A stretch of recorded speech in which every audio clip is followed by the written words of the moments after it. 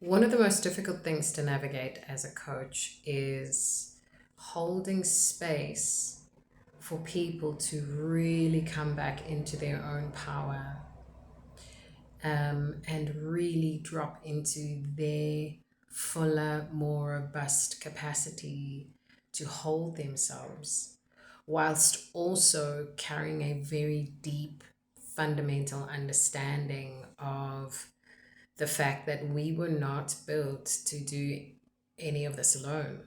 We just weren't. We were not built to do life completely alone all the time. We were not built, no matter how much the wellness industry tries to monetize this, we were not built to survive on an Epsom salt and lavender bath, a fantastic breathwork session, a very amazing meditation time, and then three back-to-back days of just heavy lifting and loads of work.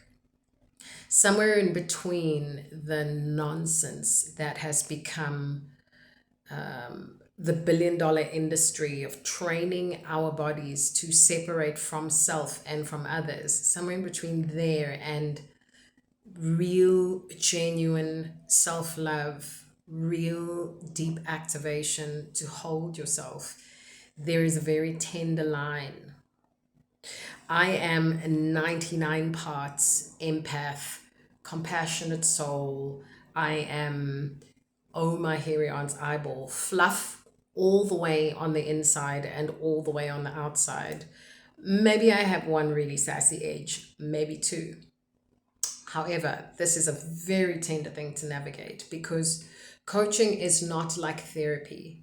Coaching is not like sitting with somebody and allowing them the space to finally navigate to a deeper understanding of something that they have never been able to share or process or work through or get a deeper fundamental understanding about. Coaching is not about getting smarter about your trauma and being able to label it, name it, wax lyrical about this. You will have seen this recurring theme in my other videos. Coaching is really about having the centered, very wholehearted stability to stand in front of someone and not move while they start to remember their own power, their own greatness, their own depth, their own capacity, their own brilliance, and their own wisdom, and access that wisdom kind of in the direct, concentrated, beaming light of your love for them, your care for them, your immediate support that is leading them somewhere where they've never been before. Or maybe a better way of putting it is helping them remember that they've always known the way.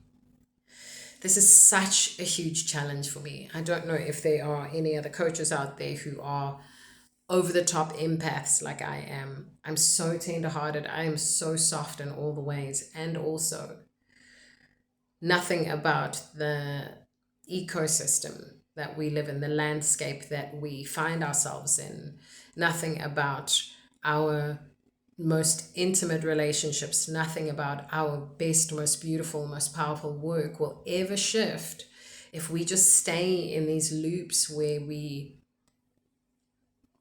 I don't know, just talk for hours and hours about what's wrong with us, get into these modes of believing that we've just got more and more to fix all the time, and then hive off and fix these things on our own, when really sometimes, a lifetime of trying to problem solve for something can be fixed in a 10-minute hug. A deep hold that will penetrate all the way through these very clever ideas into our somatics and transform us and transmute something that was only ever going to be healed in the presence of another.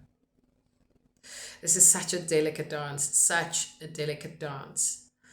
Sometimes I get it right, sometimes I don't get it right, but I'm learning to walk in a very real way with the people that I love and with myself, and name the difference between the times when I need to go back into my own space, navigate my inner world, and, you know, find deeper ways to really hold myself, not distract myself with a bubble bath, hold myself.